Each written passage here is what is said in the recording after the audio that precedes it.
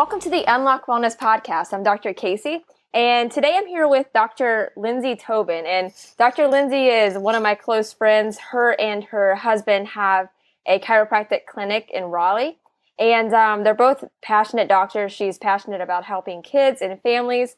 We actually just finished up an ICPA class that we took together on pediatric adjusting and cranial, so we're going to be talking a little bit about that as well. And then also with her own experience with using this type of care for her own child. Beckett is 11 months, and she's had a really great experience using that type of care on him, so we're going to be covering that as well. But thank you so much, Dr. Lindsey, for jumping on here with me. Thanks for having me. I'm excited. Yeah. So do you want to start off with a little bit of your background and where you are right now? Sure. Well, I didn't study chiropractic or any kind of medical or science to begin with. When I first went off to college, I was more in the business world and worked there for a couple years and knew I wanted to do something different. I wasn't really quite sure what. My stepmom had worked for a chiropractor for several years and eventually convinced me to go in and start getting adjusted. And I didn't have just a little bit about my story and what chiropractic did for me. I was in my young 20s. I didn't have any health problems, per se, that I thought. But when they did some x-rays on me, they found that I had a reverse curve in my neck. And one thing that I had always suffered from were chronic colds. So if there was a cold or sickness going around, I always got it. And I always got it for weeks and weeks, that lingering cough that would never go away.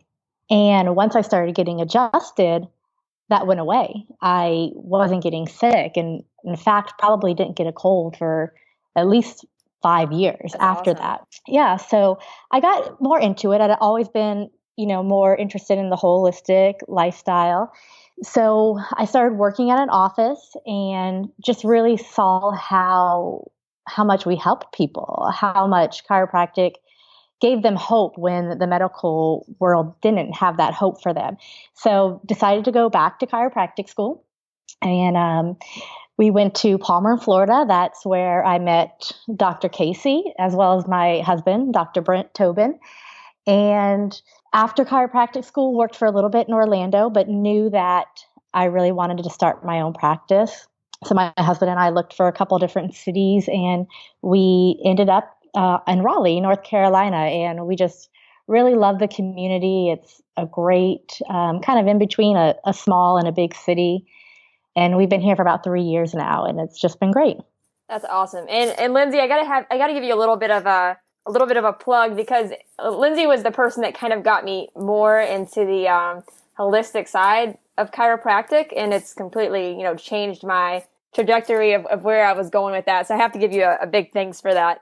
Well, I'm glad, and to give you a big prop too, just to see where you've gone and how your journey has changed from the time that we've known each other is amazing. That's awesome. Yeah. So, like I was saying, in the intro, we just took that class together, through the International Chiropractic Pediatric Association with the adjusting pediatrics and with cranial work as well.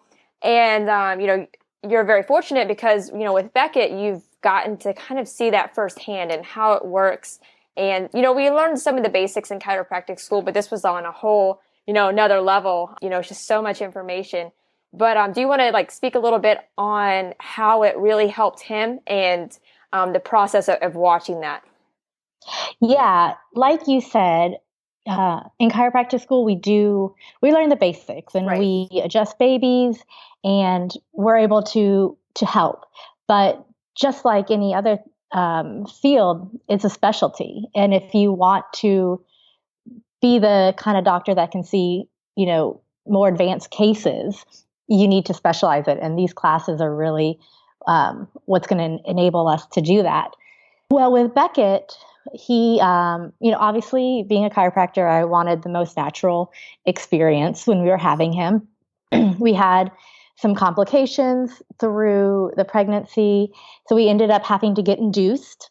He was a little late, and then they induced me, and then he was not progressing, so we ended up having a C-section. So when we were in the hospital, and I guess there's just a lot of things that you learn when you're not expecting to have a C-section and you haven't known a lot of people that have had them that are much different than a natural birth. And I know that seems obvious, but for example, one of the things that I never knew was obviously I wanted to breastfeed Beckett.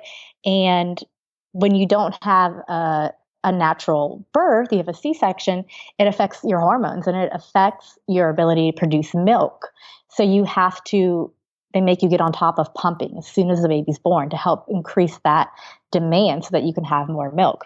Now, one of the things that also happens when you have a C-section is obviously the baby doesn't go through the birthing canal. And when you're babies, the bones are so soft that process going through the canal helps shape those cranial bones. Mm-hmm. So if you have a C-section, you don't have that. We had Beckett on a holiday weekend, so he was doing good in the hospital. The way they check in the hospital to make sure he's getting enough food or how many times they go to the bathroom. And that all seemed fine. His weight had gone down a little bit, but it was normal. So we came home after 2 days and we couldn't get back to our pediatrician, because it's a holiday, for a few more days.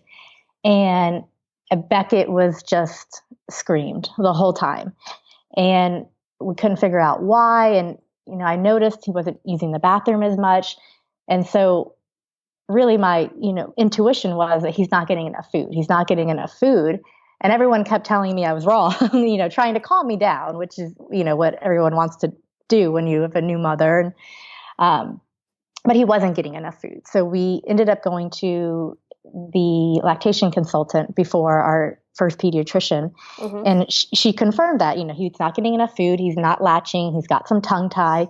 Your milk is not in, because one of the things that a lot of lactation consultants can do is they weigh them before they nurse and then they weigh them after they nurse, and they're able to see how much milk they're actually transferring, which is awesome.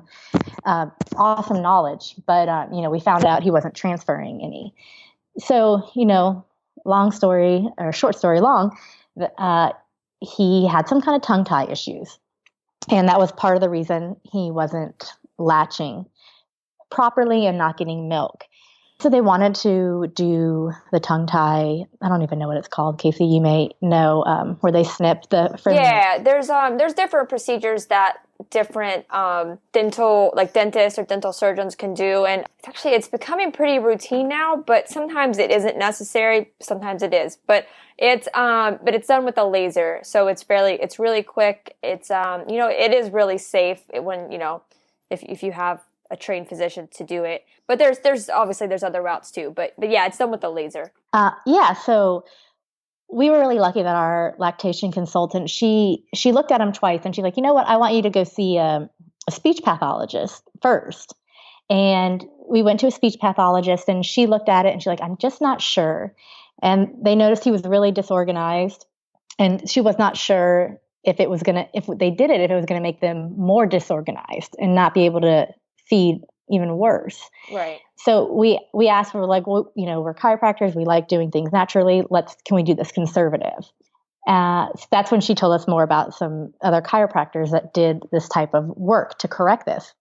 And I should point out, that's a hard decision to make, because I want to get things corrected right away. And when your newborn baby is crying because it's not getting enough food, it's scary. Really scary. And Linz, do you want to talk for a second real quick with what a tongue tie is? Because some people have never heard of that. That was a new thing for me, learning about that too. If you want to kind of elaborate on that for just a second. Yeah, it's just there's, that little piece underneath our tongue. We all probably see it. And if it's just not too tight, really is from what I understood, especially what they were talking about with Beckett, that it's too tight, hasn't grown properly, and so that the tongue's not able to move as much as it should. Right. And the tongue's very important part of nursing. That's what makes that stimulates the milk to come out. And there are different positions that it can be tied. A lot of I know for Beckett, they thought it was maybe a posterior tongue tie, which I think is a little bit of an easier condition to get over. So it really kind of depends on where it is. And unfortunately, that's kind of my extent of the knowledge. Yeah, no, that I think that helps a lot because I think some people hear that and they're not exactly sure what it is. And there and also a lip tie can be involved too. If you would flip up the top part of your lip, you have that little extra little piece of skin too. You would see it if you looked at it in like a mirror, but that can have an effect too. But so just so people know what we're talking about. So I think that helps a lot. Yeah, and like you said, it is becoming more and more common, and I think that's something kind of curious to look into as to why we're seeing it. However, on the other end, when the lactation consultant looked at me, she told me that I had a tongue tie. Mm-hmm. And the interesting thing was my mother was with me when we went there, and the lactation consultant asked my mom, "Did you breastfeed her?" She said, "No, my milk never came in." And really the milk never came in because I had a tongue tie. And so I wasn't able to. Were you a C-section? I was not a C-section, but it was a traumatic birth, so I don't remember if they used any type of forceps or anything out. I was almost a C-section, and then, so we hear that a lot now too, that mother's milk aren't coming in, and if the baby has a tongue tie or a lip tie, it's not going to allow the milk to come in because they're not latching properly, they're not stimulating the milk ducts. And so, it's a supply and demand. If there's no demand there, a mom's milk is not going to come in. Right. Well, it's cool with cranial work because there's so much that can be done that you can maybe avoid the type of laser snipping, even though it's not, it is a fairly safe process. But if you can avoid anything like that altogether, it was going to also prevent other things that would compensate from that. Yeah, and that's what we ended up doing with Beckett. We ended up going to a chiropractor who was very close to us, luckily, and she had the same situation. She had an emergency C-section. Her baby was not able to feed, and it really got her into looking more at this type of cranial pediatric adjusting. Mm-hmm. And every time we would go there, he would latch on. And so each time we went, she gave us some exercises that we can do with the palate, with the tongue. She looked at his cranial bones. And even when you look at my son's newborn pictures, you can see, that space right in between his eyes and top of his nose was really, really smushed. And you can see that in pictures, and it's not like that anymore. So she worked on that. She worked on the tongue, worked on the cranial bones, and he was able to nurse. And for nursing moms, or people who have been there, there's a thing called a nipple shield. And that was really what we had to use for the first couple months, actually. And I had I would try every time we would nurse to get him to just latch on without the shield, but it was always a fight. And so I continued using it. And about 3 months in, he just latched on and never looked back. Yeah, that's awesome. But you don't know how much correction that he needed. It could have taken that whole 3 months to really get him, where he needed to be. Absolutely. And, that's really, a message I would have for people, even though, if your baby does have issues up front, just to keep trying, because it took a couple months and it was totally worth it though. I decided if I need to use the shield, it's still a better option, but I just kept, trying to do the exercises, still got them adjusted, and, it took some time, but it worked out perfectly. We didn't have to have the surgery. And if you don't have people who don't have insurance, that surgery is not cheap either. It's not. It's not. And you have to be careful with that kind of thing too, because obviously, every physician means well, but if it's something minor, typically they're going to recommend that you have that done because that's their job. And they, obviously that's what they want to do, so if it's just minor, then you can go a different route. Then always try first, Yeah. And, another thing, like I had kind of mentioned before, it's really scary when you hear that your baby's losing weight and they're not getting enough food. And, we always want to give them breast milk because that's the best option for them. But we had to do a little bit of different things just to kind of get them over the hump. And like mixing things in. We did. We used a little bit of formula, but the other thing that I don't know if everyone knows is that you can actually buy breast milk. Mm-hmm. And we actually did that. There's a lot of people there's Facebook groups of people who will donate theirs. A lot of the birthing centers, some of the hospitals will have a breast milk bank. And so That's we actually cool. bought some of that so that we could, we still allowed him to nurse because again, it's supply and demand. So I needed him to nurse for my milk to come in, but there are other options. And, just because you start with them and use them to get over that hump, don't give up because it'll take some time, but you can still, get there where you want to be being able to nurse them. Yeah, that's really, I'm glad you mentioned that because a lot of people don't know that. And that's really important to know, especially, like you were saying, just getting over that difficult period and then just keep going because nursing's hard. It really is a lot of work. It seems easy, but it's extremely hard. And earlier, Dr. Lindsey, I love how you mentioned just how the soft cranial bones and how going through the birth canal that helps form the shape of your skull and those bones. And I think that's something too a lot of people don't know. Because whenever you are a newborn and through that first little phase of life, your skull is actually, extremely soft, and the bones aren't fully connected. So actually, when a baby comes through the birth canal, the skull almost collapses on itself, kind of like slides over top, and that's what helps form the shape. And that's going to help. And I forget how Dr. Rosen explained this, Dr. Lindsey, if you can help me out. But he was saying that first pump of the cranial bones, that's what really starts like the pump of cerebral spinal fluid. And then that gets the whole motion going. And the movement of the fluid is what, really helps everything along, immune system and just the body's functioning. Yeah, exactly. From what I remember as well. And even, so if you have that C-section, it's going to be an abnormal positioning of the cranial bones.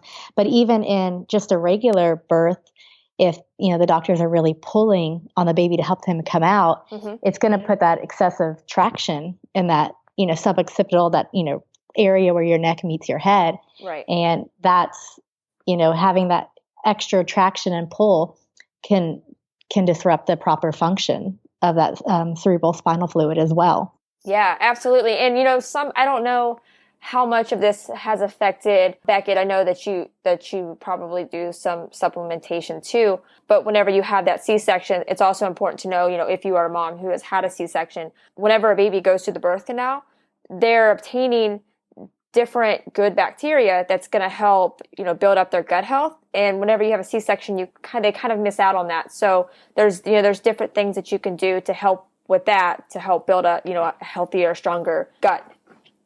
Yeah. And we pretty much from the beginning started giving him probiotics awesome. in his, because pretty much most of the time we had been giving him a bottle of mostly breast milk, pumped breast milk, usually at night. And so we'll add that back into the milk to make sure that he's getting that good bacteria that he needs. Yeah, no, that's awesome. Linz, I wanted to talk a little bit too, just about different ways that some of the cranial work that we were learning about in our class, and also some of the adjustments, how the impact that it can really have on a child, because it is just extremely important just to have them adjusted as young as possible, by all means by the first day one, if possible. But I thought it was really interesting in the class just how much their brains are just developing so quickly. I had some of the numbers in front of me right now just so I could kind of elaborate on that a little bit. But it was, your brain the total brain volume increases 101% in the first year, with a 15 increase in the second year. And by age 6, you have 90% of your motor sensory integration. And then you have full myelination by age 10, which is pretty much an adult system. So those first few years are so crucial to make sure that, you are in the proper alignment and your nervous system is flowing properly, because you're having so much development during that time. Yeah. And that's why I think it's great that, you're talking about this today, and hopefully there are more doctors out there talking about this, because like you said, how much happens in that first year. Yeah. So, my son's 11 months old. So if I had just been hearing, knowing some of this stuff right now, I'd feel like I, really missed out on an opportunity to give him the best, set him up the best for his future. Right. But like you said, there's still time within, Oh yeah. before they're 7, before they're 10. But the And earlier even that you can do even it, the after better. that, you can, but it just the earlier, Yeah, obviously, the easier for earlier the them. better. Yeah. And that's why I think it's great to get that information out. So hopefully people hear this and learn this before they have children. And so because everybody wants to do the best thing for their kids. Right. And the more knowledge you have, the better that you're going to be able to prepare for that when you Yeah. have.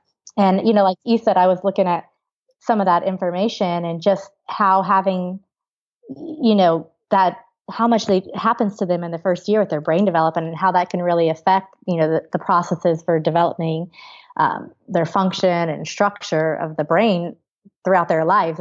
It's crazy. It is, and it's things you don't even think about. I mean, certain conditions that we're seeing more and more of. I mean, anything from ADD to ADHD. It's either an overstimulation or an understimulation of your brain and nervous system. And it's about finding what's causing that interference and correcting it, so that's not an issue. And Dr. Lindsey, I don't know if you remember a story Dr. Rosen was talking about, but he had a patient come in and I can't remember how old the child was. Maybe you can, but this particular patient, a young kid, he couldn't comprehend numbers, and it was that part, the part that he was having issues with in his spine or in his cranial bones.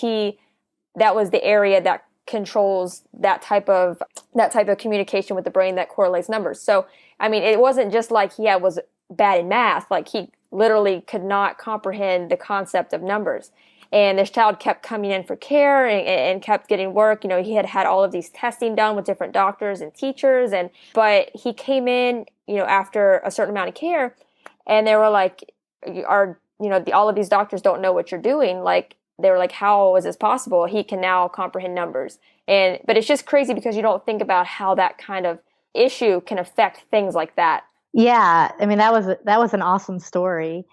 And again, I think it just goes to, not giving up. Like, there are other answers out there. Those parents went to every specialist there was, I believe, before a chiropractor. Right. And, what I think a lot of people don't understand about chiropractic is we use the bones as a means to an end. We're not really there trying to affect the bones. We're trying to affect the nervous system, Right. because those bones encase the brain and the spinal cord and the spinal nerves. And that's what we're trying to affect. And that's what we're trying to remove interference from, so that nervous system, that body, can function properly. And for that kid, it was coming out in numbers. And it's amazing that they were able to help her to do that after a pretty short period of time, if I remember. Within a couple of months. Was too. Yep, I think it was too. Do you remember how old he was? Because I was trying to remember and I can't.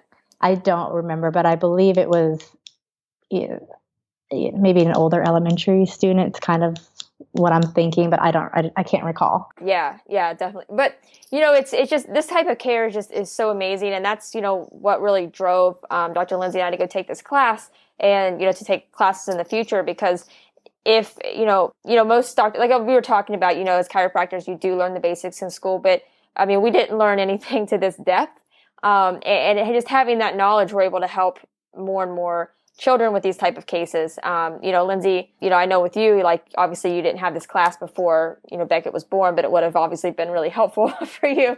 Yes. Yeah, it would have.